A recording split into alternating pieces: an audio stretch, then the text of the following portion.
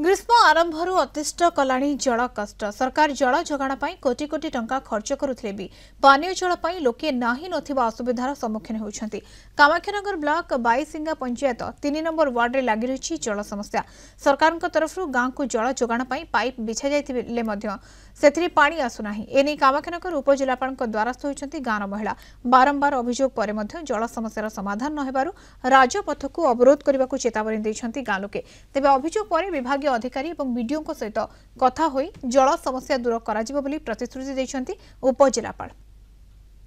बाईसिंगार 3 number ward रो पानी आमे कुछ लोक पाउनु आ पानी गाई गुरु छुआ पिला बहुत हैरान पानी जो बहुत प्रॉब्लम होउजी खरा भी होउजी आम आसीजु कामाख्या जिलापाल प्रस्तुति आसीजु आ पानी आमठी तो 2 मास 2.5 मास पानी आसुनी पानी जो कामाख्या गाँव जगार कले आम कौन करूँ पानी तो टुलुस फुल सब लगे लुगा दे दे तुम पानी उठे आम कौन करूँ से क्या किसी न कहीना आम कामाख्या जिलापाल आसिलु गुहारी दुआरी कराया कहले कहले सार व्यवस्था पानी करेंगे।